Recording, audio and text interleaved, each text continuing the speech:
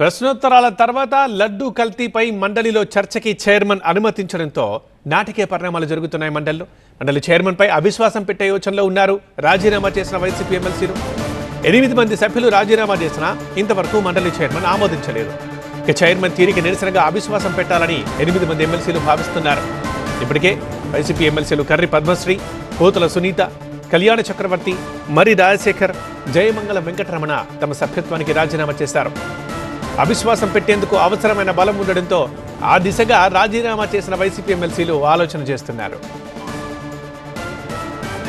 4 రోజుల విరామం తర్వాత ఏపీ శాసనమండలి సమావేశాలు స్టార్ట్ అయ్యాయి. తిరుమల లడ్డూ కల్తీ ఇష్యూపై మండలిలో చర్చకి చైర్మన్ అనుమతినిచ్చారు. అయితే ప్రశ్నోత్తరాలు ముగిసిన తర్వాత తిరుమల లడ్డూ కల్తీపై చర్చ జరగనుంది. గత వారం లడ్డూ కల్తీపై చర్చ సందర్భంగా ప్రభుత్వం ముందు స్టేట్మెంట్ పాస్ చేయడంపై వైసీపీ ఎమ్మెల్సీలు అభ్యంతరం తెలిపారు. దీంతో ఈ రోజు తిరుమల లడ్డూ కల్తీపై చర్చకి మండలి చైర్మన్ ఆమోదం తెలిపారు.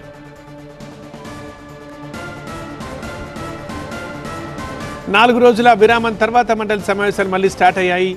ప్రశ్నోత్తరాల తర్వాత ఎట్టకేలకు లడ్డూ కల్తీపై మండలిలో చర్చకి చైర్మన్ అనుమతించడంతో నాటకీయ పరిణామాలు జరుగుతున్నాయి.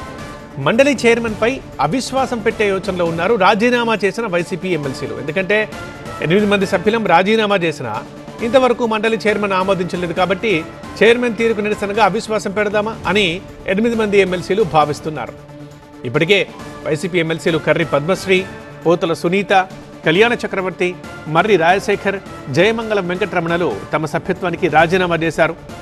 అవిశ్వాసం పెట్టేందుకు అవసరమైన బలం ఉండడంతో ఆ దిశగా రాజీనామా చేసిన వైసీపీ ఎమ్మెల్సీలు ఆలోచన చేస్తున్నారు.